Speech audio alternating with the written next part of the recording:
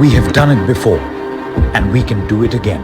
We have vaccinated India against polio and smallpox, and we have won those wars. Polio we were fighting for many years, and eventually after 8 years, we now have polio-free India.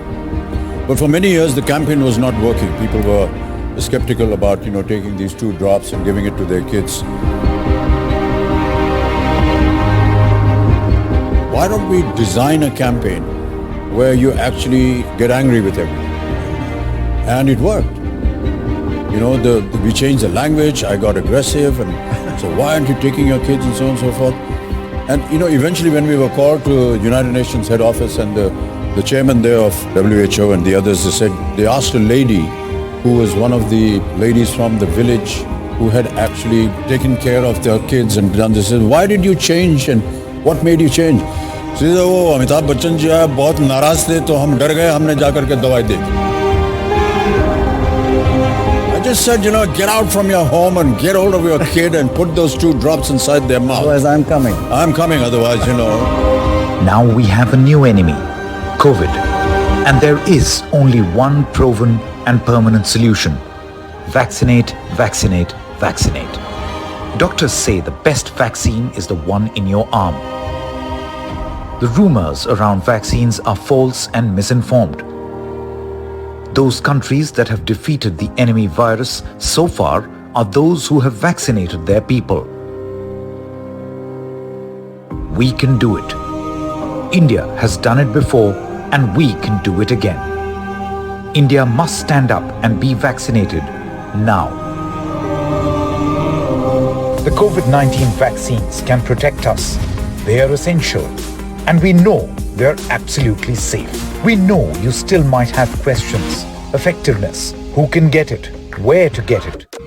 NDTV, in partnership with Google, presents Vaccinate India, a campaign that will keep you covered at every step of the vaccine journey. Roll up your sleeves and do your bit. Because getting back to the moments we missed starts with getting vaccinated.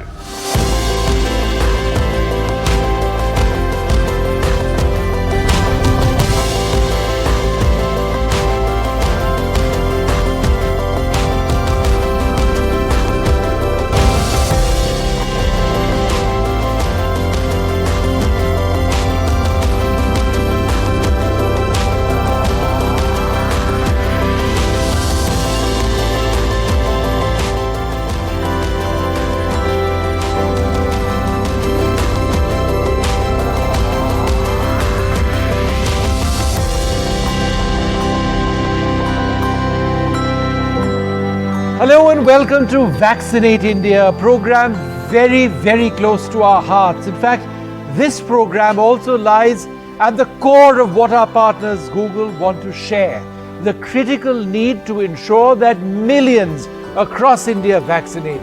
Protect yourself, your families and your friends. In the course of this program, we'll be sharing basic information with you. The goal is to fight COVID together. This is key to winning what many say is the battle of our lifetime. On this show, some of the finest experts from India and around the world on why you need to vaccinate, how you fight off COVID if you have common misconceptions. Everyone has a million questions. In fact, we'll get experts to address some of the most common ones. And finally, the voices of our heroes. Frontline doctors, healthcare workers, they have been our relentless warriors against COVID.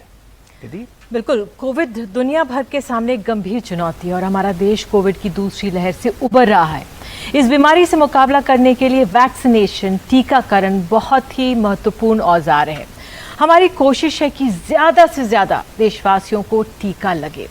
Google के साथ भागीदारी में NDTV लाया है vaccinate India, जिसका आगाज आज के इस टेलीथॉन से हो रहा है। आज हम टीकाकरण की ज़रूरत, उस तक पहुंच और कुछ लोगों के मन में जो डर है, हिचकिचाहट है, उस पर बात करेंगे। इस संक्रमण के लक्षण, इलाज और भ्रांतियों पर विशेषज्ञों से चर्चा करेंगे। आइए सब मिलकर जुड़ते हैं वैक्सीनेट इंडिया से। Yes, Nidhi and Vishnu, you're absolutely spot on. there's probably nothing more important now than vaccination, vaccination, vaccination. You know, we're all looking at how this virus originated, what is the number of cases. Our problem now is to vaccinate, and why? Well, I'd just like to present you some amazing figures produced by our team at NDTV on why it's important to vaccinate. And we'll just go through them in these graphics to understand the importance of this entire program focusing on vaccination. Well, first of all, just look at this. COVID waves, they are getting worse and worse across the world. We looked at data from the 30 top countries that were hit by COVID, 30 of the biggest countries. And the first thing you notice is that between one wave and the next wave, there is a 5.5 month gap. That's the average. Of course, some are 4 months, some are 7 months, but on average, 5.5 months from the peak of one wave to the peak of the next wave. That's number one. So we should think of waves coming every 5 to 6, 7 months. Secondly, the key worry is the next wave is always much worse than the previous wave. In fact, on average, it's been 75% higher in terms of the number of cases of COVID in a country. So like if there were 100,000 cases, the next wave will have 175,000 cases. It's that much difference, almost doubling. So that's the first big worry. So that's for the 30 top countries, as we mentioned, across the world, average figures. Then let's just have a look at how India compares with those. And you look at the data here that the team has brought out, and it shows that India's COVID spreads and intensifies much more than the rest of the world. So remember the rest of the world, let's have a look at that graph on its own again. And on top of that, if we superimpose the Indian graph, these are the number of cases in India, and you can see it shoots up much more than the rest of the world. So first thing about India compared to the rest of the world, while the gap between the one peak and the other peak in the rest of the world, remember, is 5.5 months. In India, the gap between one peak and the next peak is 7.5 months. So it takes longer for a next wave to come to hit India. But what is really worrying is that India, the next wave, tends to be much worse than the first wave. If we look at the number of cases in the second wave compared to the first wave, how much percentage higher is the second wave? In India, as we see, 320%. Second worst is America with 295% more cases in the second wave compared to the first. Then Indonesia comes third with 200% more. Then Russia with 150% more. And Argentina is fifth with 115% more. So average for the world, as we saw earlier, second waves are 75% higher number of cases than the first wave. So that's the big worry, that the next wave could be so much worse than our second wave. So what we need to look at is how bad and how likely is the next wave going to be in India. So first of all, let's look at, are we immunized? Does our population have immunity, or what extent of our population has immunity? Just look at this now. How many people in India now have immunity? First of all, the percentage of population of people who have had 2 doses, and remember, to have real immunity, you need 2 doses. It's now 3.4% of our country, our population. Plus, let's add to that how many people have already had COVID-19, and that's another 2%. So you can say that you can add the two. There's some overlapping, of course. Some people with COVID had a vaccination, etc. But just let's say, adding the two, Indians with immunity now are 5.4% of our population. That's not much, and that is a worry. So we got to increase that immunity level. We must make sure that we go up from 5.4 to a much higher level. Remember, in America, it's like 50% immune now. England, 50%. It's really, really high. So how important is vaccination? Here it is. How many people will have immunity by December, by the end of 2021? First of all, vaccinations, let's say they continue at a rate, current rate, which is 2 million a day. And actually it's been a little less for these, for this month, but let's say it stays at 2 million a day. That carries on right until December. From 5.4 current immunity, we will go up to 21% immunity in this country. That's better, but just not good enough. Now what happens if, and we've talked to a number of experts and vaccine producers, and they say in August things are really going to pick up. So let's say it goes 2 million till August, and then August it jumps up to 6 million. In that case, by December, we'll have gone from our current level of 5.4% of the population immunity to 43% immunity. That is now becoming much more helpful in trying to stop another pandemic. But if we get to our dream figure, our target figure of 9 million doses a day, that's not impossible. China is doing 15 million. We can do 9 million. We can do it. If that happens, let's say after August, we give it a 2 month, 2-3 months, and then it spikes up to 9 million. By the end of December, we will have 60% of our country immune, with immunity. That will have a huge impact on trying to prevent the next wave. So what is the connection between vaccinations, amount of vaccinations, and the waves that are coming one after the other of COVID? This is what it looks like.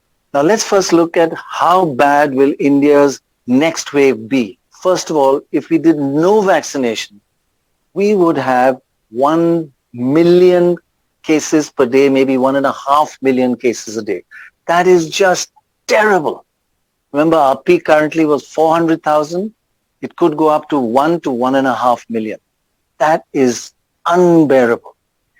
But if we vaccinate at 2 million per day, 2 million doses a day, we will end up with a wave that is not quite as bad, but still pretty high, higher than the current wave. Now, if we vaccinate at 6 million a day from August onwards, and we hit 43% of immunity, then the wave comes down dramatically.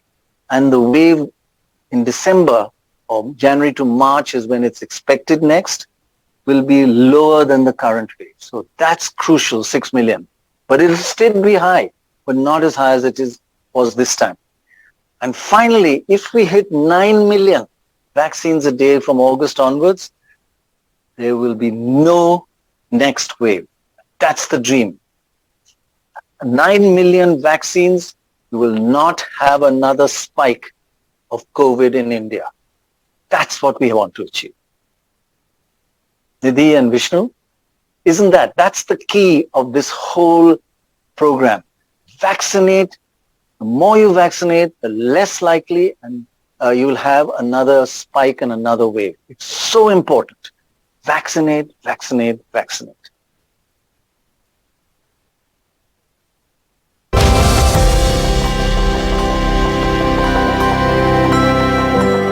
Well, the effort of this program is to vaccinate, vaccinate, vaccinate. Tell people there is simple information available and explain the need to vaccinate. In fact, on Google, if you do a basic search of coronavirus vaccination statistics, you can actually give an idea or get an idea of where India stands. And this is where we are at this stage. Now, around the world, 184 crore doses have been given. India has given 20.3 crore doses. As an absolute number, that sounds impressive, but as a percentage of our population fully vaccinated at 3.1%, that's still very, very little. China has vaccinated 60.3 crore of their population. The United States has vaccinated 29.2 crores, but as a percentage of their population, 40.7, which is why you see people now out in the United States in parts not wearing a mask, because it's actually safe enough to do that. If you look at India's overall vaccination efforts, then as you can see, this large green band, light green, is actually people with 1 dose of the vaccine, and it's this one which is actually people who are fully vaccinated that needs to go up. So on the 28th of May, at least 1 dose, 11.8% of our population fully vaccinated, just 3.1%, and that's something that's always been the case. Fully vaccinated numbers, for example, on the 25th of April, 1.6%, at least 1 dose, 8.6%. We need to get as many people vaccinated with 2 doses, given what we are seeing about vaccine efficacy. Again, percentage of our population fully vaccinated, 3.1%. Let's bring you a little bit more detail about where you can actually go to get vaccinated. Again, it's very, very simple. Let's find out vaccination centers near me. Just on Google type coronavirus vaccination centers near me. As you can see, lots of hospitals and healthcare centers have actually been marked out. Where do you want to go? You actually have a fairly good choice because people have reviewed them as well. So let's go to the one closest to me. I'm just going to click on it. You've got the name of the hospital which appears. You've got its exact location right over there. And then you've got reviews of people. It's been reviewed at 4.1. The guidelines are given, the vaccine location, appointment is required, limited to certain patients, and then what exactly are people saying? So doctor and ward nurses and its staff were very kind. Somebody said it's not very clean. Somebody else said it's a very patient-friendly place, maintaining excellence in healthcare. And let me just make this point one more time to give you an example of how it is relatively easy to find out information about a place you want to vaccinate in. Let's go to the second hospital over here. Again, that location comes up on my map. It's actually quite easy to find over there. This is rated higher at 4.4.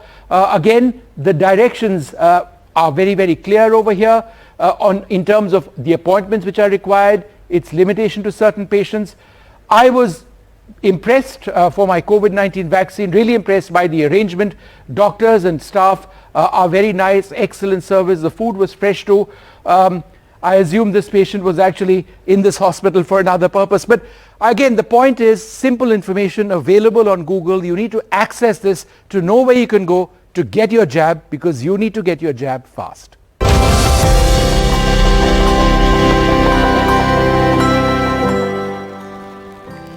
We have with us a very special person now, Soumya Swaminathan, Chief Scientist, World Health Organization, a person who understands the seriousness of this pandemic throughout the world.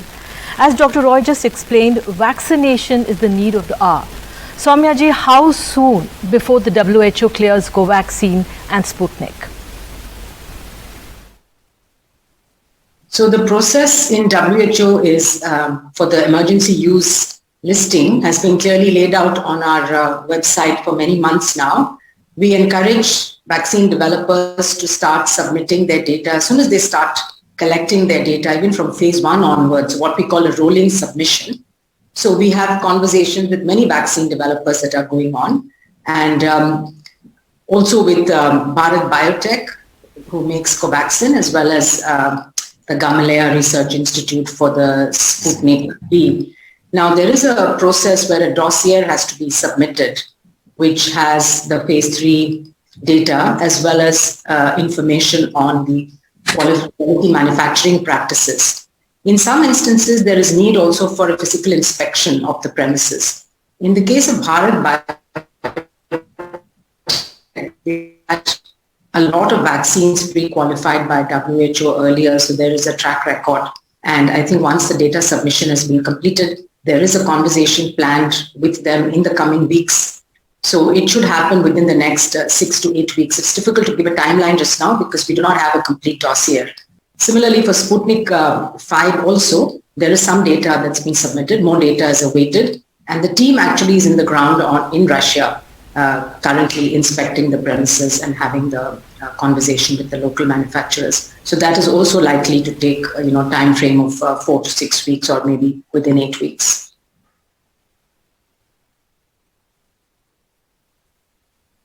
Good to see you, Dr. Soumya Swaminathan. Thank you very much for joining us again. I remember you came on our show at the beginning of the pandemic, and you really helped us understand what it was and what to expect. Thank you very much, and congratulations on doing a wonderful job at WHO under very tough circumstances.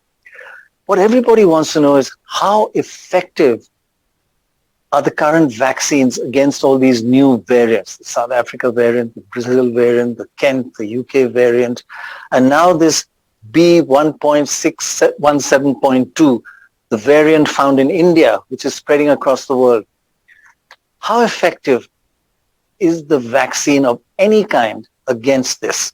Number one, the efficacy in terms of getting it even a mild or moderate symptoms versus also the efficacy against it getting a severe attack, like hospitalization or a fatality. These two levels of efficacy. Could you tell us what the current estimates are of the vaccine's efficacy? Yes, so first thing to understand is that the science is evolving and there is not a lot of data out there.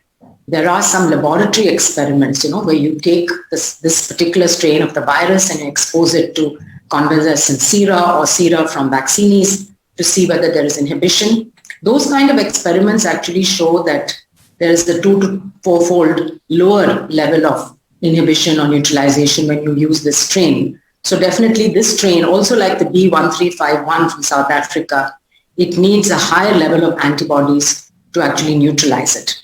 So that's in the laboratory. What is much more important are the clinical studies and the effectiveness studies that come out of countries.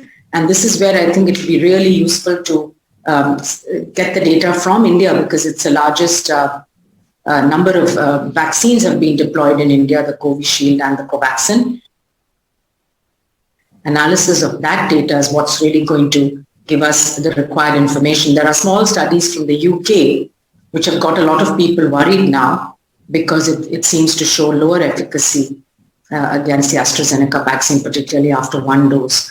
But what I would say is that it stimulates enough immunity, both antibodies and the cell-mediated response, what we call the T-cell immunity, to fight severe disease leading to hospitalization and death. So as far as we know, these vaccines are all still effective against those bad outcomes that we are most worried about. Dr. Swaminathan, how important is it for us to be focusing on vaccines for children?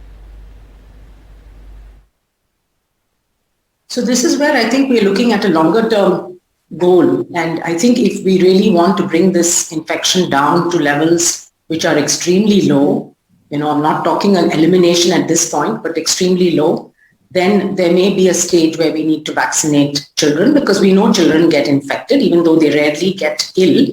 They do get infected and they can spread the infection, particularly older children and adolescents. However, because there's a clear link between age and comorbidities that go with age and the severity of the illness and the outcomes, the bad outcomes, we need to focus on the vulnerable groups first. And as long as there is a global supply shortage, most countries are in a very supply constrained situation right now. We need to continue to focus on those high priority groups that have been clearly identified by the WHO's SAGE roadmap for vaccination. And ultimately, we'll get to the point where we will vaccinate children. We're also gathering more data now. Many of these vaccines have still not been tested in children. We've just seen data from Pfizer and Moderna, but the other vaccines are also being studied in children. So safety and the dose needs to be established. And also, I think in the prioritization, children, except for those very few vulnerable children, there are children with underlying illnesses who may be more vulnerable, who may want to be prioritized, but that's going to be a very small number. All right, Dr. Swaminathan, wonderful as always to speak to you. Very privileged to be joined by another great speaker and a brilliant communicator of science, Dr. Randeep Guleria, the director of the All India Institute. Now, Dr. Guleria, it's a point we just want to keep stressing over and over again, so it's a basic question, but do please tell us, why is it so important for us to get vaccinated? And for the benefit of those who are watching our information campaign tonight, who can get vaccinated at this stage? First of all, I think vaccination is one of the most important weapons that we have to fight against COVID-19. And it's going to pay dividend over the long run. Along with vaccination, of course, COVID-appropriate behavior, aggressive surveillance needs to be done, especially during the time when we don't have enough doses to vaccinate as many people as we would like to do. Coming to the question of who should be vaccinated first, I think, as was mentioned by Dr. Swami Swaminathan, that we need to really focus first on the high risk group, the elderly, those with comorbidities, and then come down to those who can have illness but will usually have a mild illness like children or young adults. Over a period of time, when we have enough doses, then we should try and vaccinate as many people as possible so that we can break the chain of transmission. So we are looking at two things. One is decreasing our overall number of cases so that the chain of transmission is broken. And secondly, decreasing our mortality by really vaccinating those who have a higher chance of getting more severe disease. And I think that is the priority that we need to follow. Dr. Guleria, thank you very much for joining us. You've really been the fountain of information throughout this pandemic. So what I would like to ask you is, vaccinations have to go up in the numbers per day. We need to hit 6 million a day to 10 million a day in the next 3 months and then carry on till December if we want to stop the third wave in India. How do we do that? How do we increase that capacity? Because it does take time for plants to be created and manufacturing to be done. How do we go from the current 2 million to even 6 million or 9 or 10 million? What are the steps we need to take now? It's so important in stopping the next wave.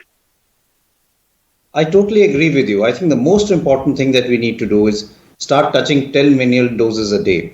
And to do that, we really need to see how everyone can come together, the manufacturers, the government, and everyone, to support each other so that we can get more and more doses and then work on getting those doses into people's arms. So that strategy needs to be developed. So we need to look at it in 2 or 3 ways. One is, how can we support the manufacturers, whether it's the resources that they need, whether it's the funding that they need, so that they can quickly ramp up manufacturing to the doses that we need, to the amount of doses that we need, both whether it's India or from outside. Can we get more manufacturers on board if they have the capacity, and start having more and more doses available every day? And the second most important thing is to develop a strategy so that we can deliver it into people's arms. And when we're talking of delivering it into people's arms, we're not looking at cities only. We're looking at rural India also. How can we reach out to everyone's home and say, look, we have the vaccine for you. Please come and take the vaccine. So a strategy needs to be developed where people who may not be tech savvy, who may be hesitant to come to a vaccination center, can also be vaccinated, whether it's a mobile mechanism, whether it's taking them to a vaccination center. And all of that needs to be done in the time that we have till we have enough doses available.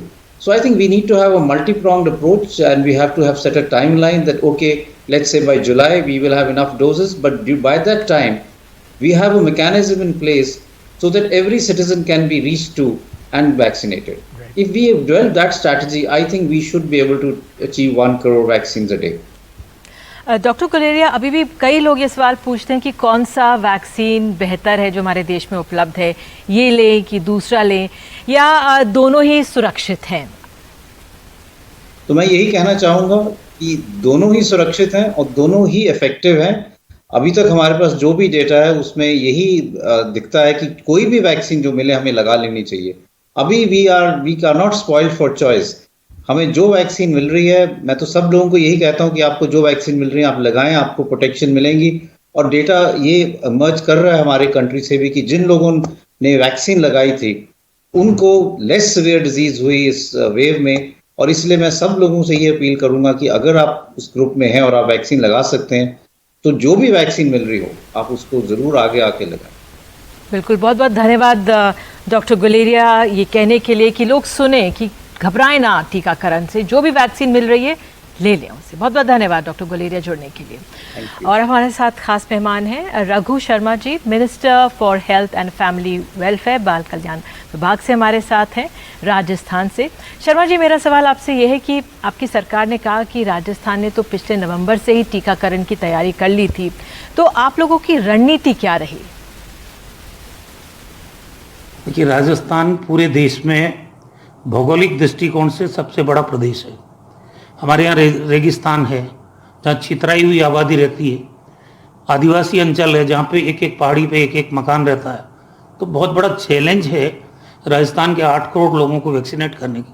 तो हमने अक्टूबर से तैयारी कर दी थी। अक्टूबर, नवंबर, दिसंबर और 16 जनवरी से ये शुरू हुआ। करीब 3.5 महीने तक हमने साइट्स डेवलप करने के लिए, मैन पावर की ट्रेनिंग के लिए, स्टोरेज सेंटर बनाने के लिए, कोल्ड चेन पॉइंट डेवलप करने के लिए तमाम तैयारियां 3.5 महीने तक हमने की। सबसे बड़ी बात है कि स्टोरेज के हमने 3 सेंटर राजधानी जयपुर में बनाए, जहां हम बम्पर स्टॉक को स्टोरेज कर सकते हैं। 7 हमारे संभाग हैं, वहाँ पे हमने स्टोरेज कैपेसिटी डेवलप की। और 34 मेडिकल के डिस्ट्रिक्ट हैं, हर डिस्ट्रिक्ट में हमने स्टोरेज की कैपेसिटी डेवलप की। 2444 कोल्ड चेन पॉइंट डेवलप किए और एक मोबाइल वैन हर डिस्ट्रिक्ट हेडक्वार्टर पर रखी ताकि वो ट्रांसपोर्ट कर सके वाइल्स को CSC, PSC, SDH, जो भी हमारा वैक्सीनेशन साइट है उस तक। कुल मिला के राजस्थान ने बहुत शानदार तैयारी की। हमारे लगभग 54,000 तो आशा सहयोगिनी थी जिनको हमने ट्रेनिंग दी, और 56,000 आंगनबाड़ी कार्यकर्ता थी, और 24,000 ANM थी हमारी। उसके अलावा स्वास्थ्य मित्र जो हमने बनाए, क्योंकि राजस्थान में कोविड आने से पहले मुख्यमंत्री जी ने निरोगी राजस्थान शुरू किया प्रिवेंटिव केयर के लिए। उसके लिए हमने 2-2 वॉलंटियर्स हर रेवेन्यू विलेज में सेलेक्ट किए थे, राजस्थान के 40,000 रेवेन्यू विलेजेस में। तो वो फौज भी हमारे पास थी, कुछ शिक्षा विभाग के कर्मी थे। इन सब की ट्रेनिंग हमने इन 3.5 महीने के अंदर पूरी कर दी। बिल्कुल, आपने बहुत कदम उठाए, लेकिन कोशिश ये है कि हर एक व्यक्ति जो ग्रामीण इलाके में है उस तक टीका पहुंचे। तो हर जो इस पूरे फेरिस्त में आपने क्या, जो पंचायत है, सरपंच के लोग हैं, स्थानीय लोगों की भूमिका इसमें क्या रही? देखिए, जो स्वास्थ्य मित्र हैं ये उसी गांव के रहने वाले लोग हैं, इन्फ्लुएंसर लोग हैं जिनका सिलेक्शन हमने किया। फिर सरपंच पब्लिक से सीधा जुड़ा हुआ रहता है, उन्हीं के द्वारा चुना हुआ रहता है। रोजमर्रा के काम, चाहे शहरी क्षेत्र में हमारे वार्ड के मेंबर हैं, नगर पालिका के चेयरमैन हैं, ग्रामीण क्षेत्रों में सरपंच हैं, उनसे हर रोज काम पड़ता है हर व्यक्ति का। तो उनका प्रभाव तो रहता ही है। वो लोगों को कन्विंस कर सकते हैं कि आपको वैक्सीन लगाना चाहिए, वैक्सीन से आपको कवरेज मिलेगा और इस महामारी में ये सुरक्षा कवच के रूप में काम करेगा। उनकी बातों को लोग समझते हैं, क्योंकि शुरुआती दौर में बहुत भ्रांतियां थी वैक्सीन को लेकर। उन भ्रांतियों को दूर करना, लोगों को मोटिवेट करना और उनको वैक्सीनेट करवाना, इसमें इन तबकों की बहुत बड़ी भूमिका है, क्योंकि ये लोग गांव में हैं और वार्डों में हैं जहां रोज इनका इंटरेक्शन लोगों से होता है। तो जब ये कोई बात कहेंगे तो उसको लोग विश्वास करते हैं कि ये लोग बोल रहे हैं तो ठीक बात है। तो वैक्सीन का मैं समझता हूं कि हर व्यक्ति को लगाना चाहिए। विशेषज्ञ बोलते हैं 3rd वेव की बात करते हैं, 4th वेव की बात करते हैं। 3rd वेव और 4th वेव की बात के अलावा कोविड से जो नेगेटिव हो जाते हैं लोग, उनको जो बाद में परेशानियां झेलनी पड़ती है, तो ये बहुत खतरनाक चीजें हैं। इसके लिए वैक्सीन लगाना जरूरी है। कोई खतरा नहीं है, कोई आफ्टर इफेक्ट्स नहीं है। हमने खुद ने लगवाया, राजस्थान में मुख्यमंत्री जी ने लगवाया, सब लोगों ने लगाया, किसी तरह की भ्रांति नहीं रहनी चाहिए। Raghuji, important points over there. People just must get out and vaccinate. Thank you so much for being with us.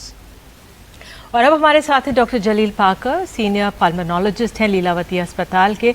Doctor पाकर, आपको तो खुद कोविड हुआ, आप ठीक हुए, सेहतमंद हुए, वापस आप जल्दी इलाज करने के लिए अस्पताल भी पहुँचे।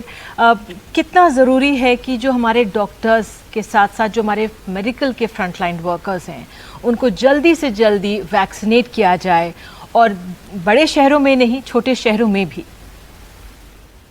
बिल्कुल, आपने सही कहा। मेरे हिसाब से तो आप जो कह रहे हैं कि medical workers, frontline warriors, health workers जो आप कह रहे हैं, मैं तो कहता हूं कि सारे देश ने वैक्सीनेशन ले लेना चाहिए। कोशिश हमारी ये होनी चाहिए कि गांव-गांव, ग्रामीण जगहों पर भी वैक्सीनेशन पहुंचना चाहिए और वैक्सीनेशन सबको दिया जाना चाहिए। हमें ये पॉलिटिकल इश्यू बनाने की ज़रूरत नहीं है।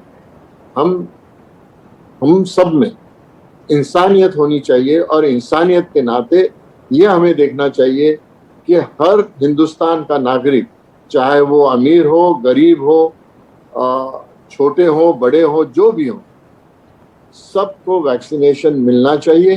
और इसके लिए हर एक ने साथ में आकर कोशिश ये करनी चाहिए कि वैक्सीनेशन कैसे पहुंचे। या अगर आप कहते हैं कि ब्यूरोक्रेसी है या रेड टेपिज्म है, इसको आप छोड़ दें, इसको हटा दें, वो तो होते रहेगी। अब वक्त ऐसा आया है कि हमें लोगों को बचाना है, हमें लोगों को मदद करनी चाहिए। जो हेल्थ सिस्टम जो है उसकी कमर टूट चुकी है, और अगर हम अभी नहीं कर पाएंगे तो कब कर पाएंगे? हम हिंदुस्तानी हैं, हम सब ने अगर अभी एक साथ मिलकर इस कोविड-19 के ऊपर हावी नहीं हुए तो हम कब होंगे? क्यों लोग ये नहीं समझते और क्यों नहीं जाग रहे हैं? और जिनके पास पैसा है उन्होंने तो खुद से पैसे देने चाहिए ताकि हर गरीब इंसान को वैक्सीनेशन मिले। तो मैं ये चाहता हूं कि सिर्फ हेल्थ वर्कर्स नहीं, सारे हर एक हिंदुस्तानी को, चाहे वो कहीं किसी भी कोने में रहे, उसको वैक्सीनेशन मिलना चाहिए। वो कैसे मिलना चाहिए ये मेरी जिम्मेदारी नहीं है, हमसे जितना होगा हम जरूर करेंगे। हम पीछे नहीं हटेंगे, हम मौत से नहीं डरेंगे, अभी तक नहीं डरे हैं, और हमारे हेल्थ वर्कर्स नहीं डरे हैं, नर्सेज नहीं डरे हैं, वार्ड बॉयज नहीं डरे हैं, हम करते रहेंगे। तो प्लीज वैक्सीनेशन अवेलेबल कीजिए और सबको वैक्सीनेशन दीजिए। अगर कंपनी अगर नहीं बनाती है तो वो क्यों नहीं बना रही है, उनके ऊपर तंबी आनी चाहिए। उनको अगर फंडिंग की जरूरत है वो हो जाना चाहिए, लेकिन वैक्सीनेशन जल्द से जल्द हिंदुस्तान में हर एक को मिलना चाहिए। Dr. Parker, you're the best person to answer this question, which is asked by so many people, almost everybody. What are the side effects of vaccination? Of course, there's a lot of misinformation. It does terrible things to you, which is all wrong. But there is this worry that there are blood clots. That is very, very rare, right? How rare is that? Number one. Number two, the smaller side effects, like you've had the vaccination, you get a bit of a pain, you have some temperature. Should you really, as soon as you get vaccinated, should you have a paracetamol or aspirin or something just to stop the pain and to reduce the temperature, or that it's really not much and it'll go in 24 to 48 hours? What are the side effects? That's what people want to know. See, the commonest side effects which any vaccine has, even if you take a flu vaccine or a pneumococcal vaccine, with every patient there are certain common side effects, and it might vary from patient to patient. The commonest ones are you start getting either shivers, you start getting body ache, slight temperature, headache, malaise. If you get those, I think one tablet of Crocin or one tablet of Dolo 650 does the wonders. It might continue to the next day or the third day, and I think the same tablet could be used for the consecutive days. Yes, some of them who have taken the vaccine, after taking the vaccine, both the vaccines or a single dose, if the fever does not respond, if they become breathless or their saturation drops or there is cough, I think they should go to the nearest health facility, get themselves examined, and if required, if hospitalization is required, which has happened with many of my colleagues too, then I think they should do that. But nobody should worry about the side effects of COVID-19 vaccine, whichever make it might be. Sure. Dr. There might be an anaphylactic reaction, but that is very, very, very rare. Yeah. So, Dr. Parker, for people who have been infected, what should their vaccine protocol be? Will the vaccine be just as effective for them? Let me clarify to you one or two issues. In regards to vaccination, please everybody should understand that vaccination does not give you a blanket cover against COVID-19. You might still get COVID-19. Now the question is, as to those who have got COVID already, when should they get vaccinated? We all over the world, we have flip-flop, because first we said that vaccine, if you are taking on the first day, then take it on the 28th day. You had Pfizer 28th day, Moderna on the 21st day. Then you said 45 days. Now you've come to 60 days, and now you have come even to 90 days. If the antibodies are low, I don't think anybody should wait to get vaccinated. because people have taken a dose of vaccination, have got COVID, have come out of it. If their antibodies are still low, I don't think they should wait for the second dose of vaccination. It doesn't harm anybody. On the contrary, if at all, it is going to help, because you are not going to end up with severe COVID-19 where you might go on the ventilator and you might kick the bucket too. So these discussions, I really don't understand where are we heading towards, because according to me, even today, we really do not know much about COVID-19. So whatever we are talking is with our experiences, with our perceptions, but at the same time, we have to be rational. What else can you do? So we should not misguide. On the contrary, we should see to it that people get vaccinated as early as possible. If their antibodies are really very low, then I think they should not wait for this, even for that 90-day or 60-day or 45-day moratorium. बिल्कुल doctor जलील, आप सही कह रहे हैं कि जल्द से जल्द टीकाकरण कराना चाहिए। बहुत बहुत धन्यवाद जुड़ने के लिए। तो एनडीटीवी जो कहता है करता भी है। हमारे सहयोगियों ने जब टीका लगवाया, अपने अनुभव जो थे वो साझा किए, ताकि लोगों में हौसला बढ़े आगे आकर टीका लगवाने के लिए।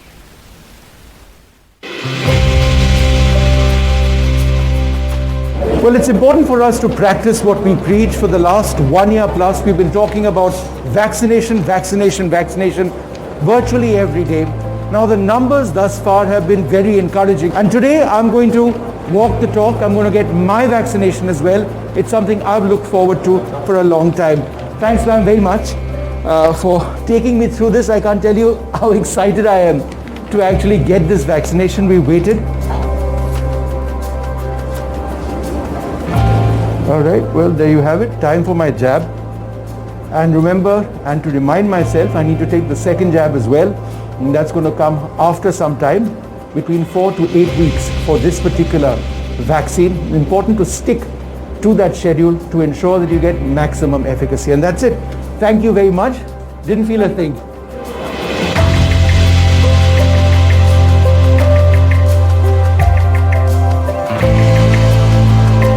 45 डेज के बाद सेकेंड डोज लगेगी। फीवर आए तो पैरासीटामोल की दवाई लेनी है। अभी आधा घंटा बाहर बैठोगे, इसके बाद घर जाना है। मास्क का प्रयोग हमेशा करना है। The process barely takes a minute, so this is the entire procedure. But everybody who is in Delhi and is watching this right now, please go ahead, get your jabs. You may have to wait in queue.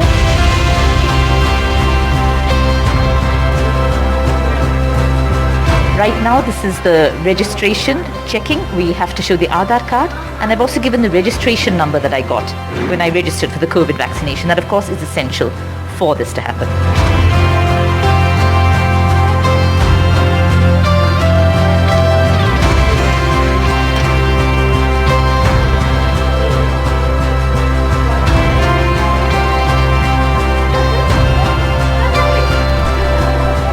It really felt like nothing. I didn't feel anything at all. Thank you. You're fantastic. Well, I have registered myself for the first dose of COVID vaccine today in this room, and now I'm going to receive the first jab here at this hospital called SMHS Hospital in Srinagar.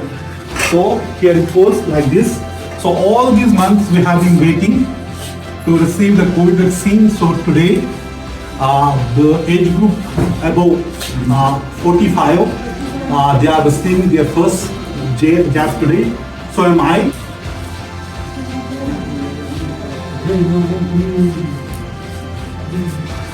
Thank you very much.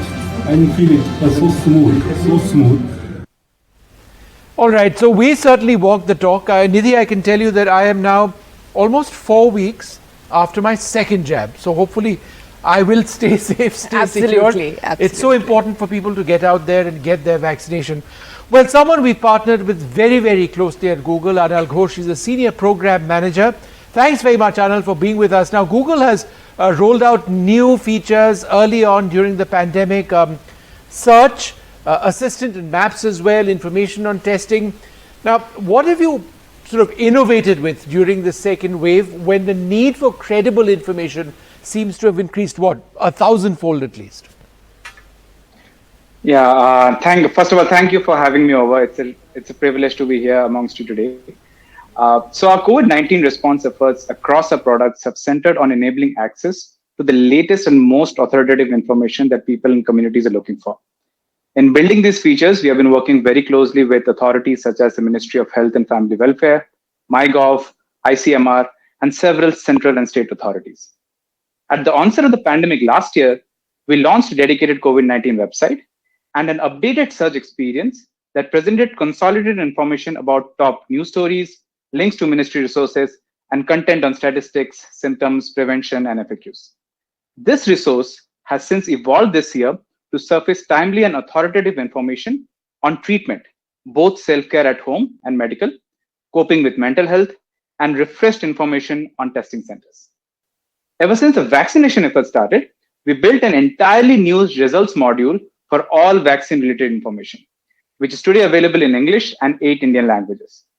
In addition to the latest news and statistics, people across the country can easily get all details on vaccine eligibility, registration, with a link to the CoWIN portal, nearby vaccination centers, as you already showed some time back, and common FAQs.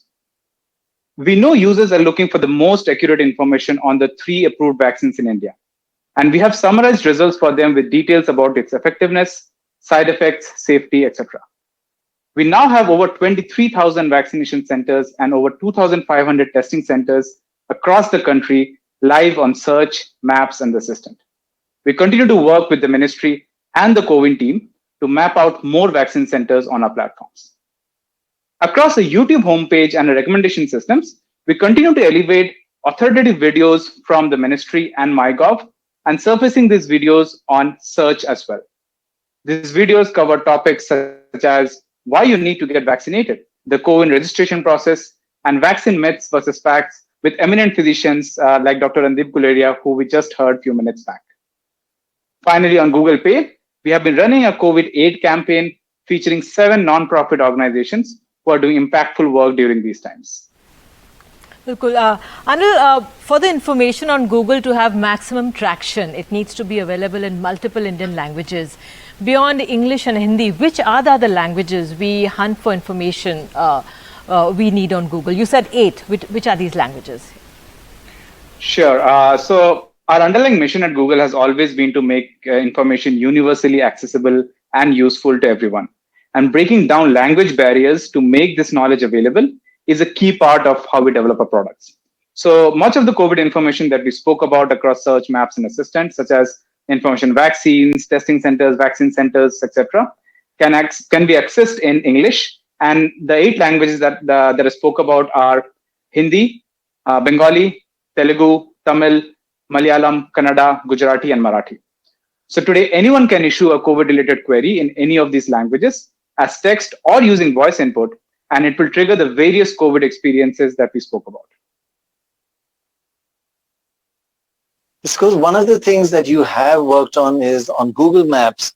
Once a person's location is known, with Google Maps, you can find where's the nearest vaccination center, which is a great, great help. What are the new features you're working on? Just so that we can look forward to them and use them once they're ready.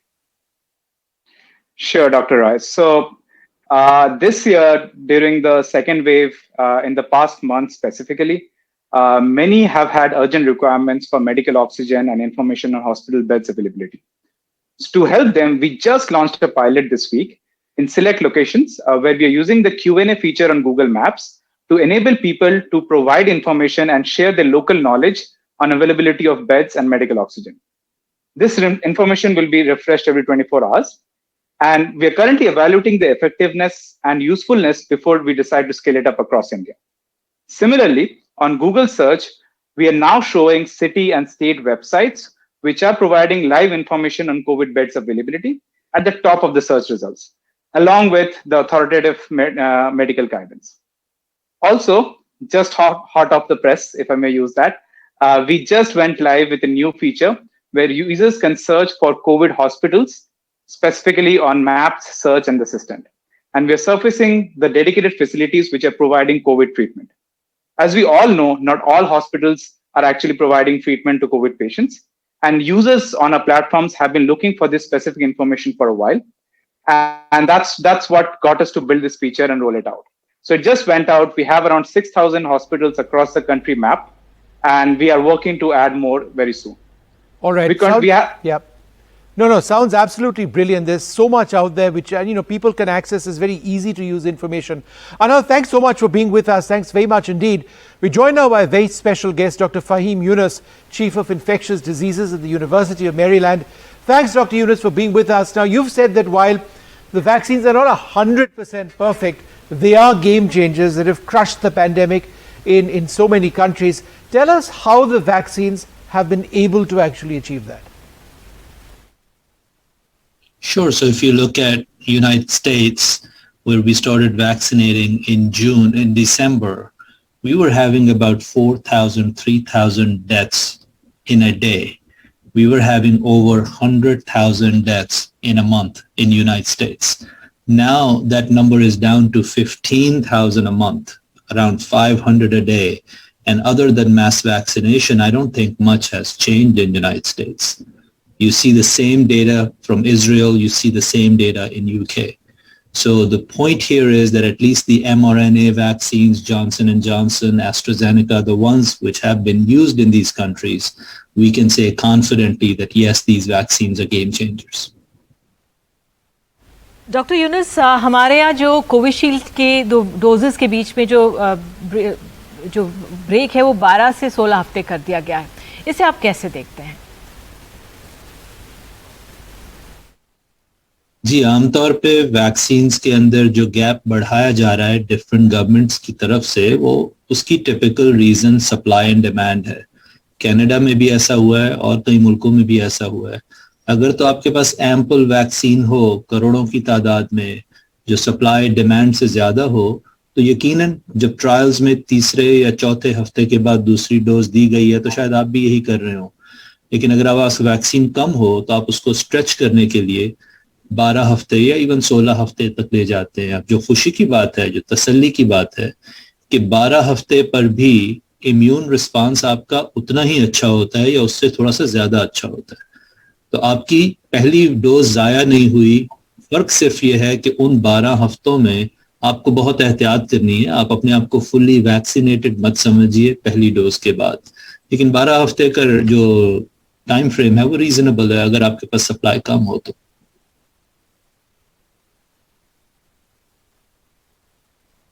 Dr. Yunus, it's really great to have you with us. Everybody is worried now about the next wave, and we are all trying to vaccinate and increase the immunity levels in the population. What, in your opinion, is the percentage of population that needs to be vaccinated or have immunity to avoid a major next wave of the COVID virus? So there is no doubt that the virus has gotten a strong foothold in many, many countries. So there is no doubt about that. Now, once the virus establishes in a community, it's not going to go away by itself. It's going to go away in two ways. One, it infects everyone, and everyone, or 80% of the people, and now they're immune to it. Or you immunize everyone, 70, 80% of the people. Those are the two broad ways. Some countries like Sweden and some like in UK as well, earlier when they wanted to go towards herd immunity, they've tried that. They've failed miserably. So the only way right now is vaccination.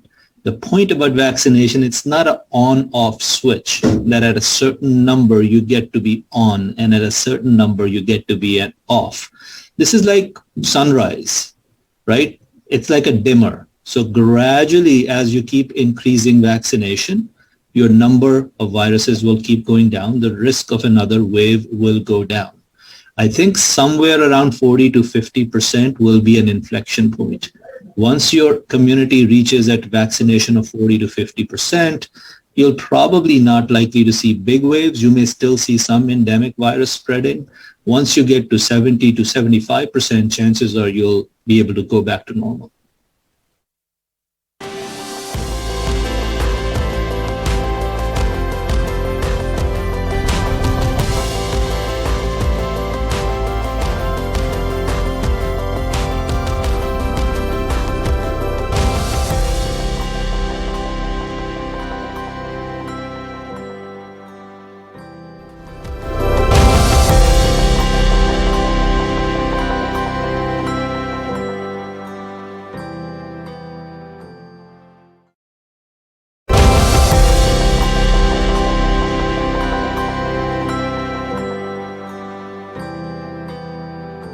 अब एक और खास मेहमान हमारे साथ हैं, doctor Matthew Varghese, head of orthopaedics, Saint Stephen's hospital. Doctor, मैं आपसे ये समझना चाहूँगी कि हमारे ग्रामीण इलाके जो हैं, क्योंकि अब हमें टीकाकरण बढ़ाना है, हमारे जो छोटे शहर हैं, दूर दराज के शहर हैं, ग्रामीण इलाके हैं, वहाँ पे भय देखा गया है लोगों में, हिचकिचाहट है, पढ़े लिखे लोगों में भी हिचकिचाहट है अब भी। कैसे दूर करा जाए, और जो ये आज इन्फॉर्मेशन कैंपेन हम चला रहे हैं वैक्सीनेट इंडिया, ये कितनी कारगर है उस दिशा में? देखिए, धन्यवाद मेरे को यहाँ शो में लाने के लिए। किसी भी चीज की कॉन्फिडेंस तब आती है जब लोग देखते हैं कि जो भी इंफॉर्मेशन है वो सच्चा इंफॉर्मेशन है और वो पारदर्शिता के साथ आप लोगों के सामने रखते हैं। तो जो भी वैक्सीन है, हर वैक्सीन का जो फायदे हैं, कहाँ नुकसान है, कहाँ क्या हो रहा है, किस तरह से उसका अनुसंधान हुआ है, किस तरह से किस स्टेज पे उसको रोल आउट किया गया है, ये सारी पारदर्शिता के साथ आप सामने रखेंगे, लोगों का कॉन्फिडेंस बढ़ेगा। ये हमको बहकाएंगे नहीं, ये हमको बहका के वैक्सीनेशन नहीं लगाएंगे। तो केवल सच्चाई और पारदर्शिता एक ही तरीका है, एडवर्टाइजमेंट से नहीं, कैंपेन से नहीं चलेगा। आपको लोगों में विश्वास जगाना है तो सच्चाई और पारदर्शिता से ही जगा सकते।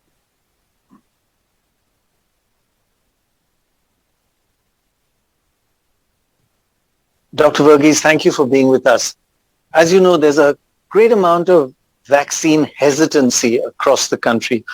People are worried about having the vaccines for all kinds of wrong reasons, rumors and misinformation. How do you tackle and overcome this problem of vaccine hesitancy? Yeah, thank you for having me on the show. It's a very valid point. How do you campaign for vaccines and convince people? People in this infodemic, there are all kinds of sources of information. You have no idea what is assimilated by someone and what is not. So we need to have a credible, honest information coming out from the government, from the ministries of health, from trusted sources, WHO, or wherever people are trusting information. It has to be honest and transparent. Unless there is transparency in all the methods employed in developing the vaccine, in research for the vaccine, in phase 1, phase 2, phase 3 trials, what were the problems and seen, and what are the problems that are being overcome, where all they can use them. So if, for example, there has been confusion on the dosage intervals, first 4 weeks, then it went up to 8 weeks, then it's now coming to 8. That gives the information to the people that the people that are in decision-making process, they themselves do not know what is right. That brings in lack of trust and confidence. You have to work with clear understanding, transparent information, shared easily and honestly with people, and then they will trust you. If they see that there is a problem which is hiding information, they won't trust you. You have to give transparent, honest information. Campaigns can go negative. If you try to campaign and do a change campaign, all kinds of problems will happen. Dr. Verghese, you're widely seen as a hero in that whole polio drive where everybody got together and vaccinated people to get rid of polio. And you rehabilitated so many people at St. Stephen's Hospital, polio patients. Now, polio was a disease that took years and years to be eradicated from India, but it did happen. We did win. So if we can do that, we can win against the coronavirus too and beat this COVID enemy, can't we? India can do it? Yeah, we can do it, but there are differences. In historical terms, we took a long time to understand the polio virus, its dynamics, its epidemiology, how it spreads, and how it affects people. It took us a long time to understand. The vaccine also was in a long time to evolve. If you look back into history of polio vaccine development, it was at a very crucial point in time. In fact, at the same time as in 1952, we had people going on ventilators because of polio paralysis of respiratory muscles. The iron lung was a major thing, and vaccine was being desperately sought by people, exactly as today. So in fact, when you look at the comparisons historically, there are a lot of comparisons, of course, a lot of differences too. Here there is a big difference. Though we know the genetics of the virus, we do not understand the dynamics of the disease process. So until we have that, we have only two methods to control it. And that is by our mask, where we now understand very clearly it's an aerosol spread. We have the mask and then the vaccine. But when there is a surge happening in the disease, your vaccine will not work. If there is a surge happening in the villages, your vaccine will not work. Like for example, I'll just show you this graph for those people who want to see this. If you see the graph, yeah, go ahead. During the upswing of the curve, if you try to do a vaccination campaign, it will not work because the immunity developed from the vaccine takes about 8 to 12 weeks, 2 doses. And by that time, the surge would have finished. So don't expect surges to be controlled by vaccination. But long-term management, yes, by vaccination, but not surges by vaccination. Long-term management, once we understand, we can get a long-term effective vaccine. We still do not know because don't forget, the first vaccine rollout happened only in September, October, November. And the subsequent ones are still being rolled out. The phase 3 trials are just being completed. The results are still being viewed at. We don't know the long-term effect. We still do not know 6 months down the line will it still be effective. We have no clarity on these things. Until we have clarity on these things, we have to work on two fronts. If it is a surge, it's only the mask that is going to help us. If it is, and the other sanitization that is going to help us. If it is not a surge, yes, vaccination should be rolled out to as many as possible with a caveat. Don't think if you're vaccinated, you can forego the masking and you can forego the protection that we need to have for others. Both are equally important until we understand the dynamics of the virus clearly. बहुत बहुत धन्यवाद doctor Matthew Varghese. ये कहने के लिए वाकई समझना ज़रूरी है कि आप दोनों अगर डोज लगा लें वैक्सीन के भी, तब भी अपना मास्क ज़रूर पहनना है। बहुत बहुत धन्यवाद जुड़ने के लिए। धन्यवाद। तो कोविड के दौरान डॉक्टर्स, हमारे फ्रंटलाइन वॉरियर्स जो हैं, मरीजों के इलाज में कसर उन्होंने बिल्कुल नहीं छोड़ी है। ज़्यादातर की कोशिश रही है कि मरीज़ ठीक होकर घर जाएं। इनकी भी गुजारिश है कि ज़्यादा से ज़्यादा लोग टीका ज़रूर लगवाएं ताकि कोरोना से बचें और अगर संक्रमण हो भी जाए तो घातक असर ना हो।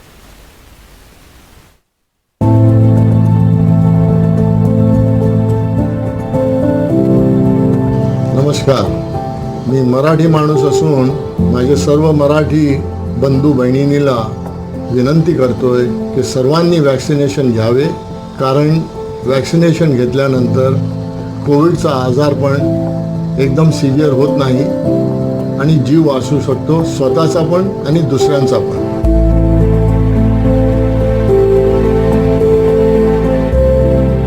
আপোনালোকৰ মনত নিশ্চয় আমনি কৰি থকা প্ৰশ্নটো হ'ল এই কোভিডৰ মহামাৰী কেতিয়া শেষ হ'ব, মানুহৰ জীৱন কেতিয়া সুৰক্ষিত হ'ব।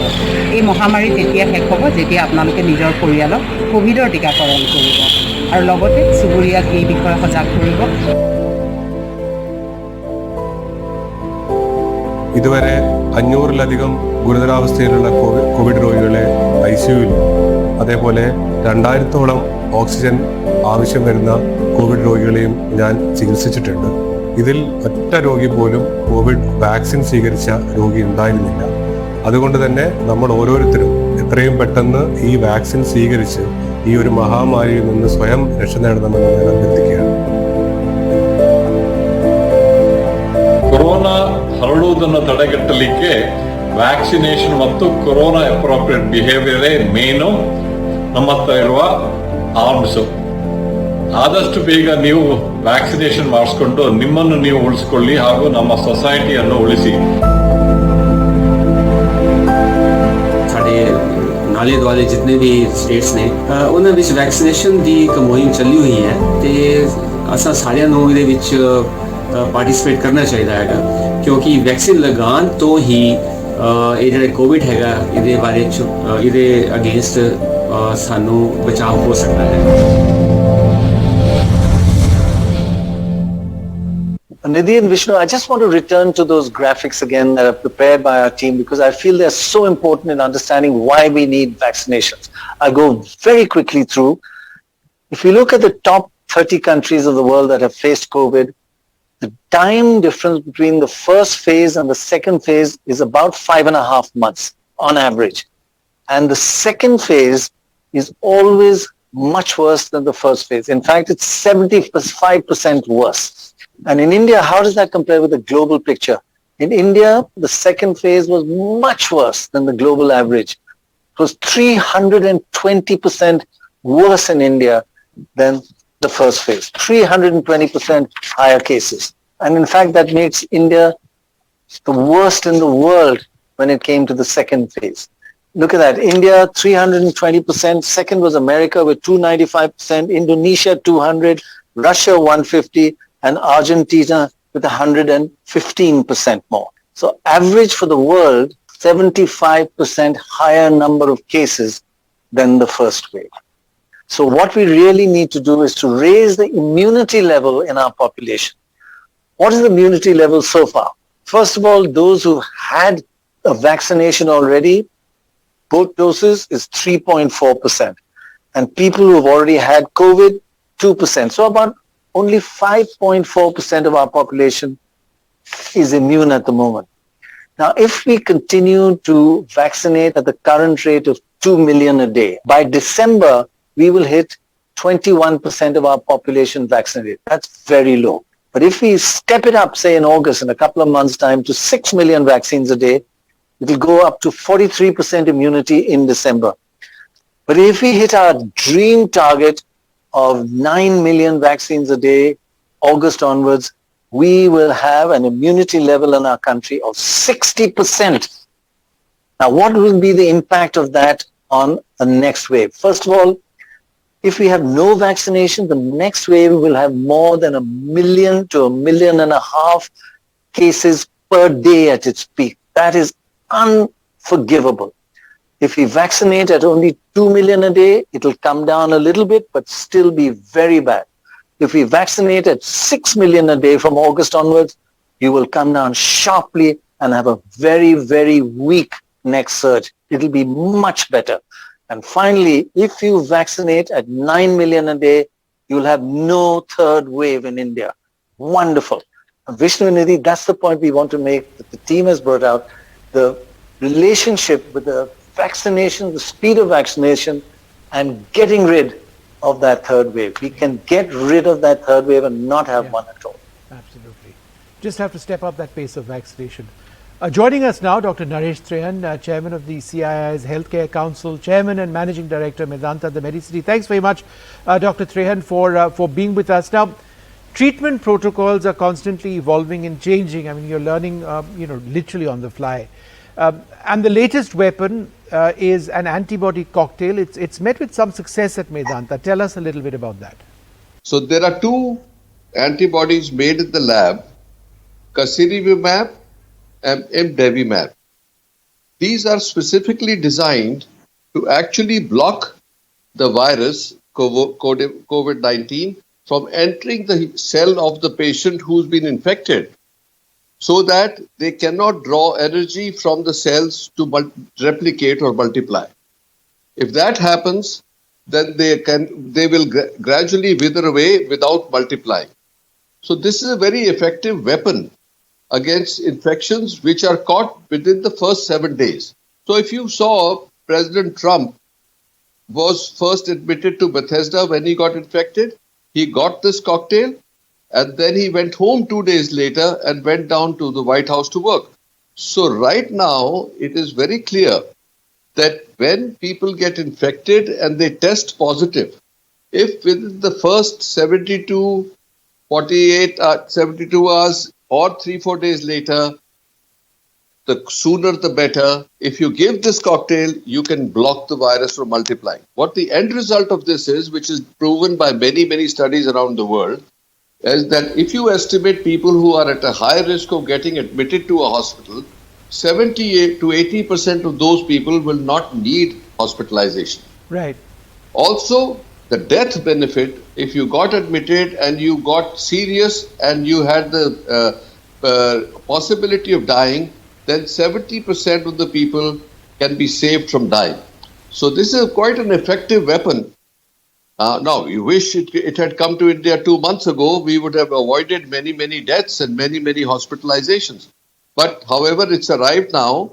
We started using it on Wednesday, and people are coming as they get tested. They come and get their dose.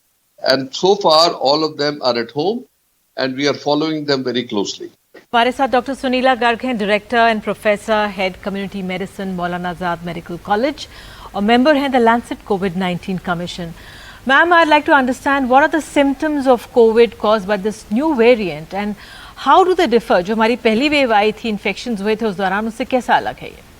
See, basically the variants which have come, number one, the infectivity is much more. That means, the persons, if earlier, you could see one person in the family, now you can see whole families being affected.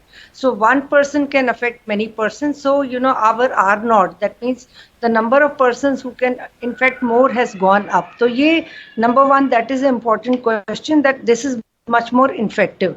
But we are also observing that these variants are also more severe in nature, particularly when we are talking of double mutant strains and all, they are more severe, and that's how we are seeing more and more mortality as well. But otherwise, you see, when we see from the question of, initially when we saw the UK strain, when we saw, the other strains, Brazil strain and African strain, out of which most of the cases were of the UK strain. So we saw that was much more infective. But when we are seeing now double mutant strains, so these are infective as well as they cause more mortality. That is the important part which you have to remember.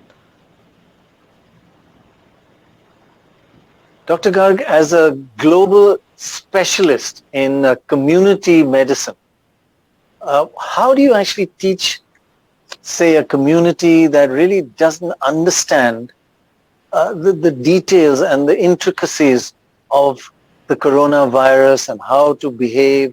How do you get it across to them? Sometimes it's too late before they really understand the threat that it poses, right? See, it's a very, very important question what you asked, that basically, working with the communities is definitely, we have to work with the communities and know exactly what kind of communities we are working with. We are working with urban communities, rural communities, and urban tribal communities as well. So you have to begin with from where the communities are. And accordingly, like suppose we are talking about COVID-19, so we have to sensitize them that this is the kind of infection, which we have got, which has got, higher amount of infectivity. And then, again, we tell them about, the signs and symptoms of the disease. But most important point is also the preventive part is Doctor, let me just ask you this. How do you convince people to test? Now, we've all seen images and videos of people arriving at bus stations and railway stations and rushing to get away from compulsory testing. How do we convince people that they should find their nearest testing centers and get themselves tested, because it is so critically important?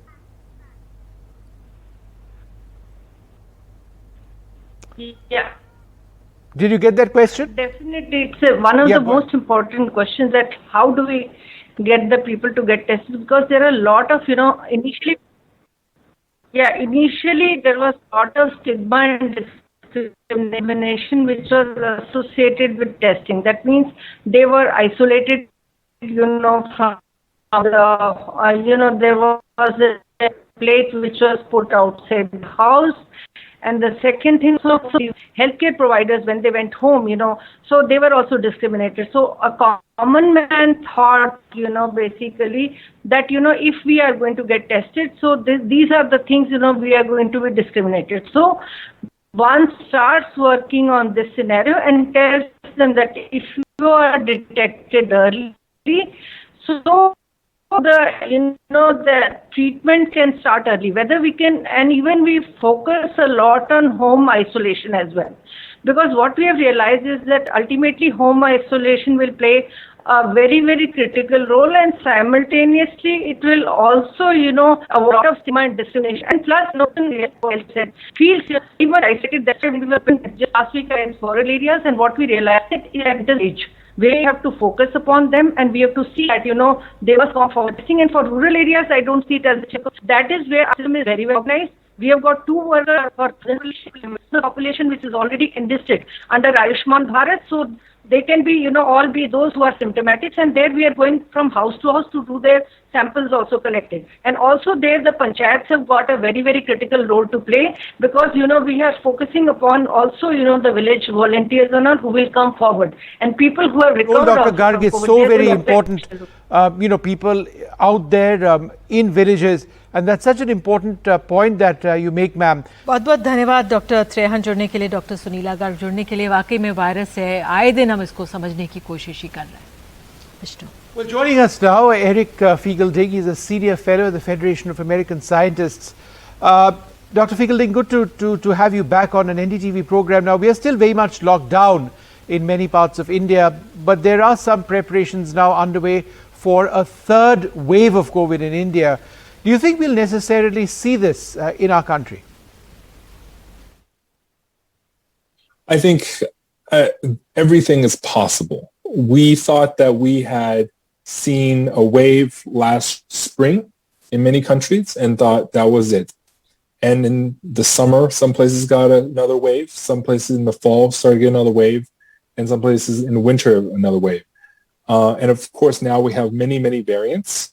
If there can be a British variant, an Indian variant, a Californian variant, New York variant, South Africa variant, there can be much, much more, many more variants that develop in the future. And the world is not nearly vaccinated enough that we have enough protection. So I think we really need to focus on how can we suppress and stop this everywhere? Because any country on earth that is still vulnerable means the virus can continue to mutate and threaten the rest of the world again.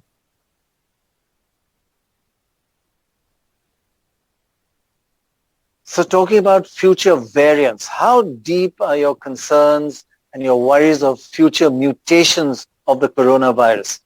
And what does that mean for vaccination?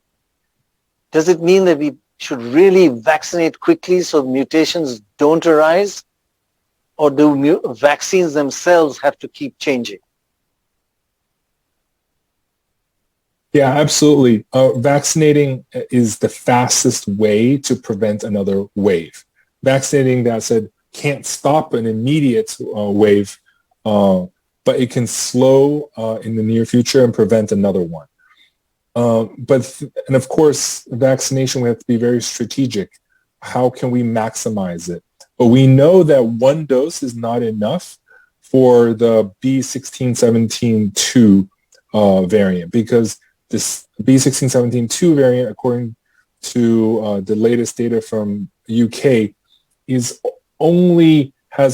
vaccine only has 33% efficacy with just one shot. And with 2 shots, the AstraZeneca Covishield only has about 60% efficacy. Pfizer has about 88% efficacy, but that's still, AstraZeneca Covishield is the main vaccine. So, and one dose clearly is not sufficient. 33% is not a good amount of protection to really, really slow the virus that much. That was going to be my next question about the real-world efficacy data that we have so far about the vaccines and how effective they've been against variants. So what do we now know about efficacy?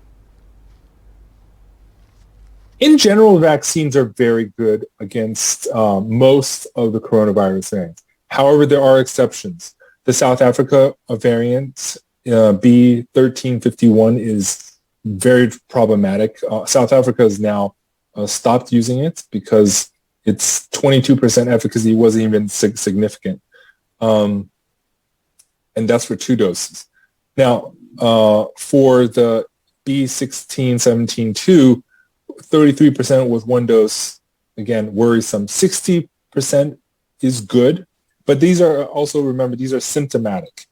symptomatic efficacy is higher than asymptomatic. Asymptomatic oftentimes is even less, although for severe disease, it's usually much higher, around 90 to 100%. So it will prevent you from going to hospital, but it does not stop all transmission. And so even though you may be vaccinated and you may be relatively healthy with a vaccine, you can still potentially transmit it to someone else. One of the 9 out of 10 people in India who still has not gotten vaccinated. So vaccines play a critical role, but you need 2 shots, and you need to combine vaccinations with many other mitigations when it comes to these variants especially. Thank you so much, Dr. Eric, for joining and taking out time. Thank you so much. तो हमारे देश में सबको टीका लगे, ज़रूरी है कि सभी इलाकों, सभी वर्गों तक ये टीका कैंप्स पहुँचे। अब एक वैक्सीनेशन कैंप स्पेशल नीड्स के लोगों के लिए भी लगाया गया है। My son Akhilesh is a special needs child. Right. So it was difficult. It's difficult to get them. I was just wondering, how to get him vaccinated because he cannot go in crowds, and he finds it difficult, to communicate. This vaccination camp, organized by a mall in Gurugram, is exactly what Radhika Srinivasan needed to get her son, who has special needs, vaccinated. Organized in conjunction with the district administration and NGOs, the logistics were kept as simple and non-disruptive as possible. We have gate number 5. The car comes there and is parked there only. We have enough parking space. And there's a minimum walking distance. And we have different slots of waiting, about 100 slots, so they can wait there, get themselves registered, and then go for a vaccination inside the room. Right. And then when they are vaccinated, we have some sitting area where they are made to sit down for half an hour because that's a protocol by the government. We give them small of the refreshment, and then they go away. Right. There were 100 walk-in slots with recipients being administered their first dose of Covaxin. Children with special need, they are really vulnerable to all the infections. Their immunity system is so weak. And we were afraid of going to a normal camp where there's so much of queue and we have to wait. So this thing done in a matter of minutes. I came here and it was so smooth and so clean, so hygienic. This camp for vaccinating special needs adults is only a start, and many more such efforts will go a long way in ensuring that all of India is vaccinated. और अब हमारे साथ बेहद खास मेहमान है छत्तीसगढ़ के स्वास्थ्य मंत्री टी.एस. सिंहदेव हैं।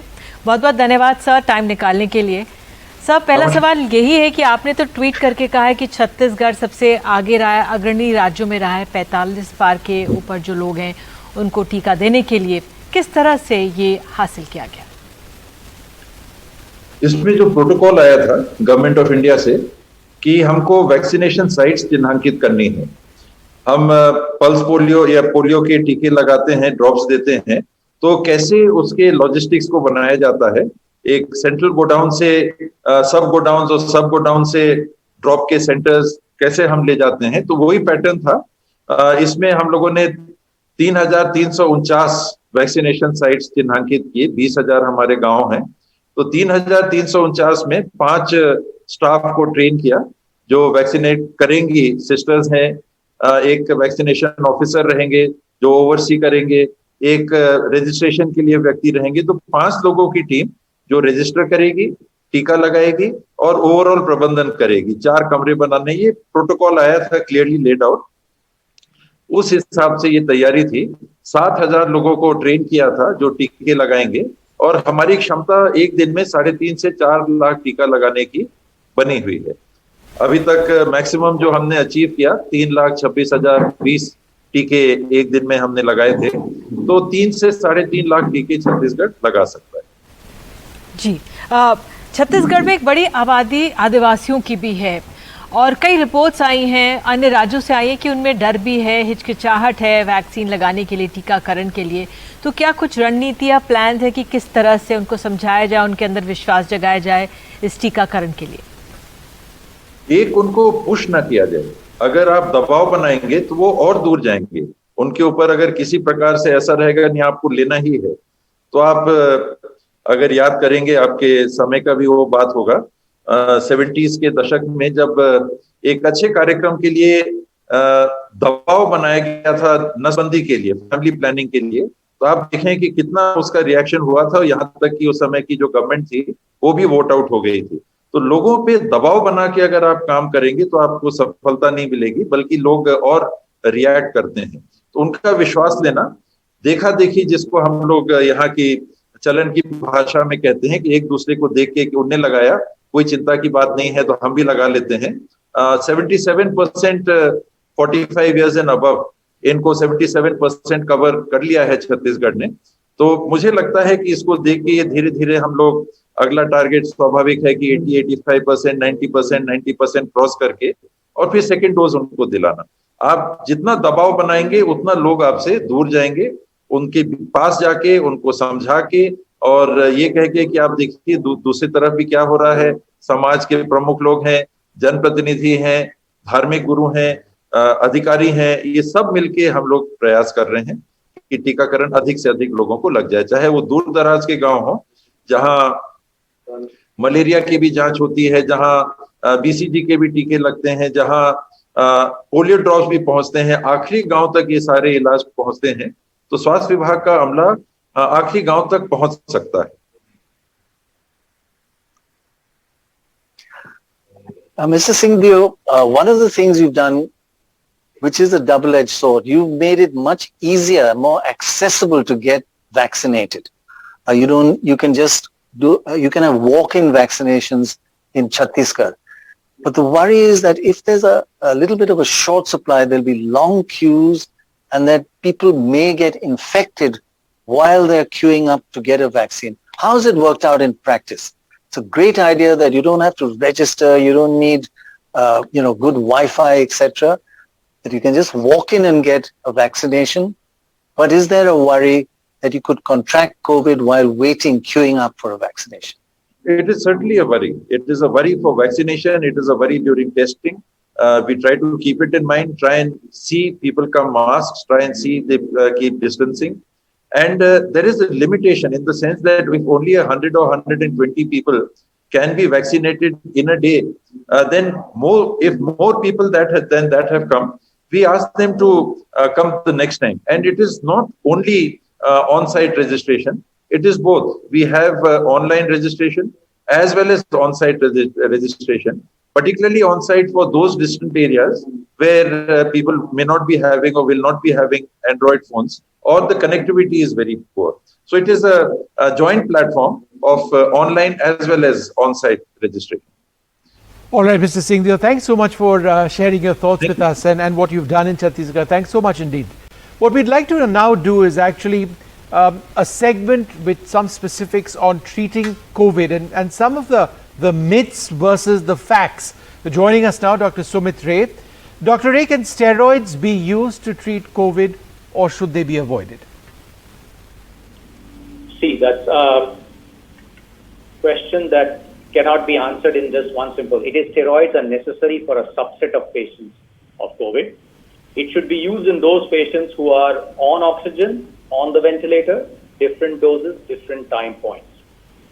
If we use, and that's true of any medication, not just in COVID, for any medication in medicine and critical care medicine particularly, is that the medicine has to be given at the right time to the right patients, subset of patients, and the timing is important. The disease process of COVID is such that initially there is the viral infection, the virus is in the body, and the inflammatory response that the body puts up to fight that infection is a necessary evil. It's only when the virus is about to go out and the inflammation in the body persists, that's where the steroids come in. All right, now we have with us a list of questions that have the maximum number of opinions at the moment, and we're looking at separating misconception from fact. Now, the first one you've answered, can steroids be used to treat COVID or not? Another worry or misconception has to do with plasma therapy and the fact that it now seems to be ineffective and dropped from the COVID treatment protocol. So tell us a little bit about that. So plasma therapy came in initially in the beginning of the pandemic with a few observational trials which were done. But all the major trials which were done well, randomized controlled trial, large studies showed that there was no benefit of plasma. And it has been true for a long, long time. Even the study done in India, the plasmid trial also showed that there was no advantage of giving plasma. It did not improve survival or in any way improve outcomes in patients of COVID. Having said that, is there a potential for a very small subset of elderly patients with low antibodies where plasma could be used? Maybe, maybe not. But at the present moment, the evidence is against the use of plasma, and that has been true for a long, long time.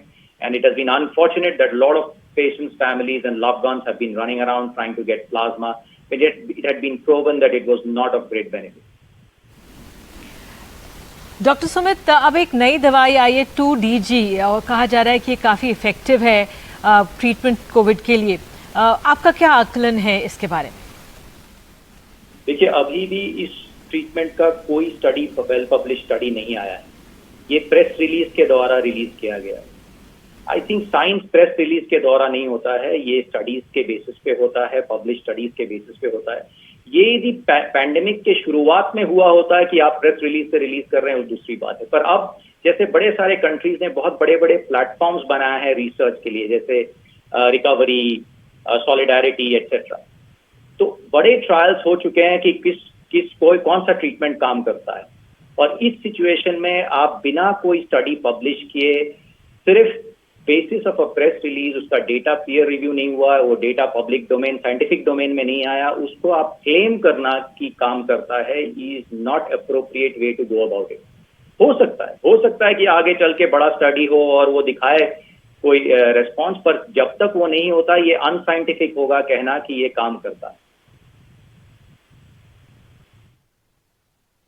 That's very interesting. There's also this misconceptions and confusion about many of the drugs that are being used for COVID. For example, remdesivir. Now they say that it's actually not really effective. But others say, look, it's worth trying in certain situations. What's your final view on this? Yes or no to remdesivir? And name a couple of other drugs too where there is a kind of a debate on. See, that's the thing, Dr. Roy, is that in medicine there are no absolute yes or no answers. There are certain studies. There is no magic bullet for any critical illness or severe illness, and that is true of COVID too. And the most important thing is which subset of patients it will work in, and in which setting, which phase of the disease process. So remdesivir is an antiviral. If it works, it will work in the early phase of the disease. But what the studies have shown that it just reduces the length of hospitalization in a small subset of patients who have been on oxygen, minimum amounts of oxygen. Those who do not require oxygen or those who are more sick, who are on ventilators or high oxygen requirements, do not benefit. Overall, there is no improvement in survival. It is not a life-saving drug for sure. That is for sure. Does it reduce the length of stay in a small subset of patients? Yes, it may. Doctor Sumit, एक सवाल भी आया है कि जो patient corona से उबर रहा है, ठीक हो रहा है, क्या सबको म्यूकोरमाइकोसिस या फिर कोई ऐसा ही अदर फंगल इन्फेक्शन हो सकता है? नहीं, ऐसा नहीं है। म्यूकोरमाइकोसिस एक बहुत ही स्मॉल सबसेट ऑफ पेशेंट्स में होता है, जिनमें जो प्राइमरीली जो डायबिटिक्स हैं, अनकंट्रोल्ड डायबिटीज, शुगर कंट्रोल में नहीं रहा है, हाई स्टेरॉइड डोजेस मिले हैं क्योंकि डिजीज प्रोसेस को सप्रेस करना है, या बहुत प्रोलॉन्ग स्टेरॉइड थेरेपी मिला है, उस सबसेट में और एक दो चीजें उसके साथ एडेड सिचुएशंस में हो सकती है। 99.9% ऑफ पेशेंट्स जो कोविड से उभरे हैं और ठीक हुए हैं, उनको म्यूकर नहीं होगा। Doctor, I just wanted to wrap up this segment by asking you, how hard has it been for you as doctors to counter all of this misinformation swirling around? You're fighting the disease. You also have to, unfortunately, end up fighting misinformation. Right. Unfortunately, it has exposed two things. One is that basically if there is too much information without context, because medicine has to be, it has to be learned over a period of time with a process, and you have to contextualize information. If that is not done, then this infodemic spreads and it causes more harm. People who do not realize the context of a therapy try to give or push that therapy down. Second thing that it has exposed is that even our own doctors' community's ability to analyze data, analyze studies, and look at which are the important studies to look at and use those medications in the appropriate way that has to be done. Rather than looking at WhatsApp messages, some vague study which has been produced at some vague place and is being circulated. So the ability to analyze these studies should be part of our medical education also, understanding those and which to choose and which not to choose. And also one has to understand the context. As a citizen of the country, I may be interested in economics, but can I make economic decisions? Is this stagflation at this point of time, and is there a need for cash injection into the system or not? I can have my opinion, but I cannot be the one determining how it goes. Like economics in medicine, it has to have a context when we talk about medication, what time, what duration, which patient, which subset, at what, for what time duration. Doctor Sumit, बहुत बहुत शुक्रिया। और कई भ्रांतियां थी, उनमें आपने हमें तथ्य जो है हमारे सामने रखा। बहुत बहुत धन्यवाद इसके लिए, बहुत बहुत धन्यवाद। और अब एक बड़ी अच्छी खबर यही है कि अब जो हमारे युवा हैं स्वागत कर रहे हैं टीकाकरण का, और बड़ी तादाद में निकल कर आए हैं, उन्होंने टीका लगवाया है, उनके अनुभव वो साझा किए। आइए आपको ये रिपोर्ट दिखाते हैं।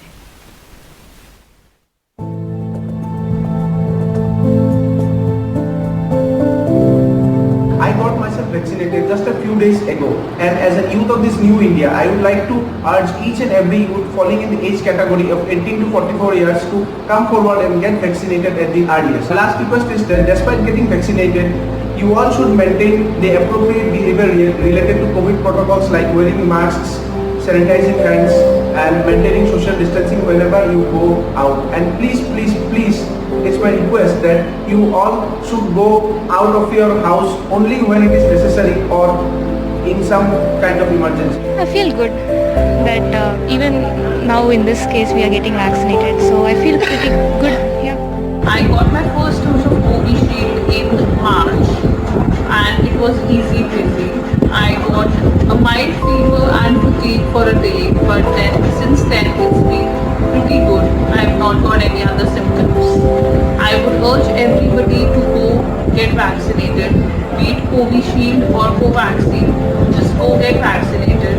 Wear a mask, use a sanitizer, wash your hands, and stay safe.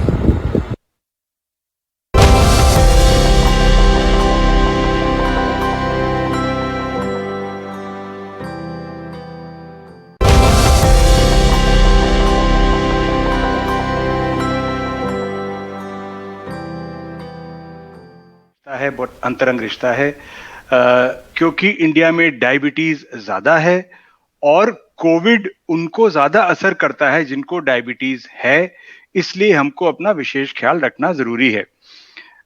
अगर आपको डायबिटीज है तो ये जरूरी नहीं कि आपका कोविड होने का चांस या कोविड इन्फेक्शन का चांस ज्यादा हो, लेकिन अगर आपको डायबिटीज है और कोविड आपको संक्रमित करता है तो आपका खराब आउटकम होने का चांस ज्यादा है। मतलब अगर आपको कोविड हो गया और डायबिटीज है तो ये चांस ज्यादा है कि आपको आईसीयू केयर या ऑक्सीजन की आवश्यकता हो। लेकिन ये इसमें जानना जरूरी है कि सब डायबिटीज एक नहीं होती।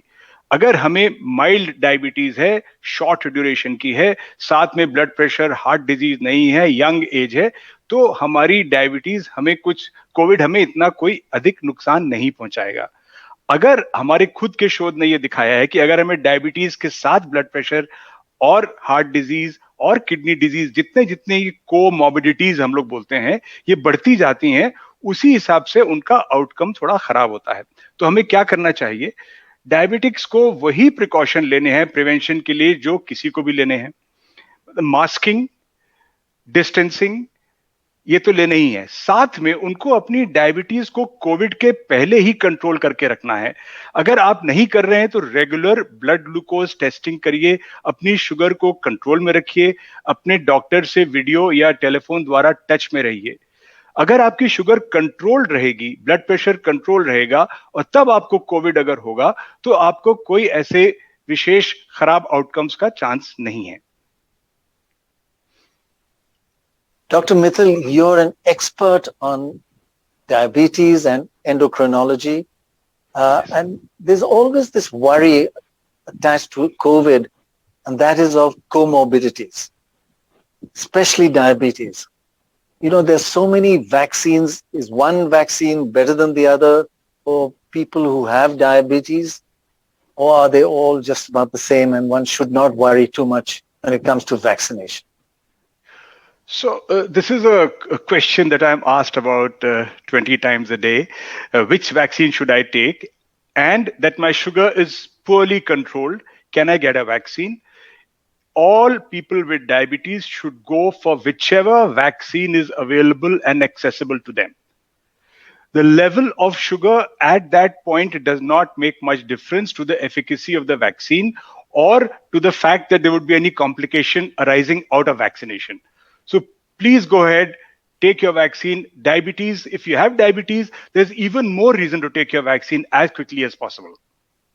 Doctor, what are the three things that India should be doing now to minimize the impact of a potential third wave, in your opinion? I think there are very basic things. Number one, as we should open up gradually. All of India is not one. There are areas where it will still peak. There are some areas where it has already peaked. So we have to open up gradually. That's number one. Number two, and it has to be area-wise. India is too big to just make a sort of decision about the whole country. Second, we should, of course, ensure COVID-appropriate behavior. I'm repeating myself, but masking and distancing is very, very important. Thirdly, and very importantly, we should vaccinate as many people as we can in the interim before this sort of scare of third wave, and it actually descends on us. We need to make sure that we have vaccinated most of our population as much as we can, given the limitations. Lastly, we have to make sure we do not de-escalate our healthcare facilities as we did last time after the first wave. We need to make sure that we've added beds. We have ensured oxygen now. That has to be maintained. Drug supplies have to be maintained. We have to deal with mucor. Amphotericin has to be maintained. So we cannot let down our guard. And at the same time, we have to ensure we vaccinate as many people as possible. All right. Well, Doctor, thanks so much for being with us today. You know, I mean, so important, these suggestions, common sense suggestions that really makes a lot of difference to people watching this. We really want to spread this message. Thanks so much, sir. Well, we're joined by a very special guest now, Arjun Kapoor, the well-known actor. Now, Arjun, lots of people you know, your family members, you've all taken the vaccine, which is great. What is that experience like for you? So, sir, it's very important to understand that the vaccine is very, very important. I think a lot of misconception in the beginning was that we'll wait and watch. I think the most important lesson that we all as people living in Mumbai city who experienced the second wave the fastest, in the sense that came to us the first, we realized there's a lot of protection that comes with even one dose of vaccine. So it's important that we take it seriously, and whenever the chance comes, we should take it. And once the supply is in order, which I know all the states are working in making sure, there are certain side effects which everybody will have, which is a good sign actually. My father took it. My uncles have taken it. My grandmother, my Masi. I have a few people working within the fraternity also have taken it. Everybody has had some kind of side effect, which is a good thing. So I think it's important that people read up and get a little educated about the side effect. It's not a dangerous thing. You will get a bit of fever, badan dard hoga. You will feel all those effects, but at the end of the day, you are protecting yourself from bigger effects. We should not take it lightly. You know, we should not wait and watch anymore. I think we should tell everybody, whoever can, especially above 45, should start taking. Arjun Kapoor, great to see you.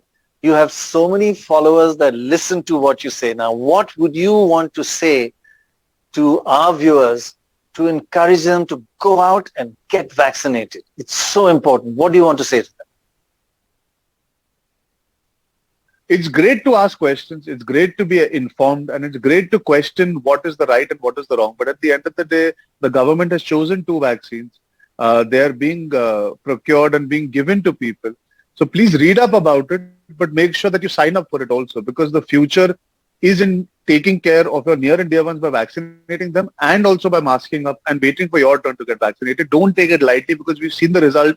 जब सावधानी थोड़ी सी हटी थी तो कितनी बड़ी दुर्घटना घटी है हमारे देश में. We have to keep our guard up and be vigilant. The worst is not over because we have to head towards it together. And I think it's important that everybody comes together and does their part rather than waiting for things to happen. You have to also be part of the movement. So let's hope people get the vaccine, stay home, stay indoors. We should all use that and make sure that we come out of this more sensible and more sensitive about it.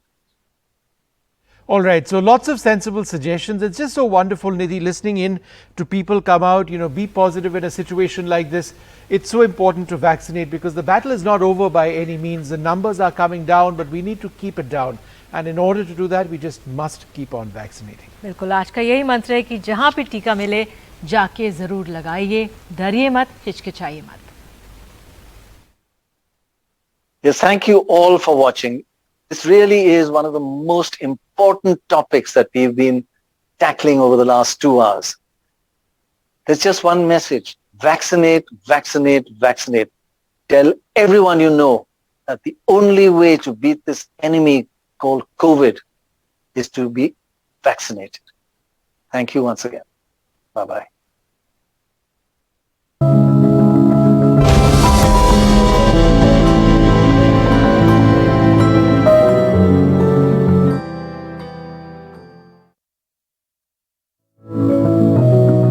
Tikani suci wani na hana nangu. Puya ni suci no simi na har kahangke ingya. Corona manjage hamza krokbo hammani tal tham ulo tikanai mano. Basa cerai no dut cari nai buma rokbo tikanai mano. Suci kaini no na har kahangke. Baksa ke corona manjagalak te baksa ke corona manjage bo wana ma singsa khai hamya kalai galak. Tikana woi deher derajak na ta kirijak baidi.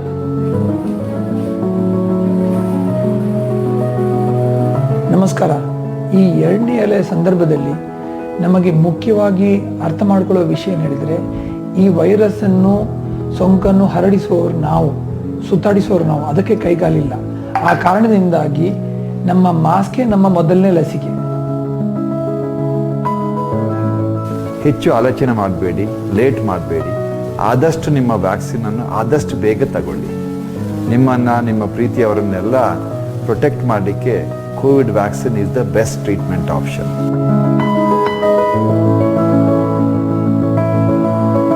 ഈ ഓഫീസിൽ തന്നെ 8 പേർക്ക് പൂർണ്ണമായും vaccine എടുത്തവർക്ക് ഈ രോഗബാധ ഉണ്ടായെങ്കിലും ആർക്കും തന്നെ അത് ഗുരുതരമായി പോയിട്ടില്ല. വാക്സിൻ സ്വീകരിച്ചവർ ഈ ആശുപത്രിയിൽ പലരും ഈ രോഗബാധയ്ക്ക് വേണ്ടി ചികിത്സയ്ക്ക് വരുന്നുണ്ടെങ്കിലും അവർക്ക് മറ്റ് രോഗാവസ്ഥകൾ, ജീവിതശൈലി രോഗങ്ങൾ ഉള്ളവർ പോലും ഈ വാക്സിൻ എടുത്തു എന്നുള്ള ഒറ്റ കാരണം കൊണ്ടായിരിക്കാം ഗുരുതരാവസ്ഥയിലേക്ക് പോവുകയോ ജീവഹാനി സംഭവിക്കുകയോ ചെയ്തിട്ടില്ല.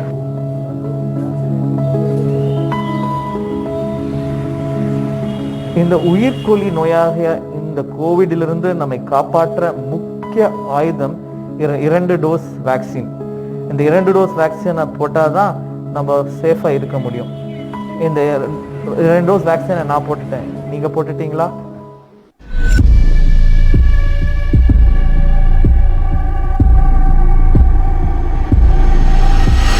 Vaccine hesitancy remains a big issue that needs to be countered if we're to get ahead of this pandemic. 36 lakh Indians have actually vaccinated.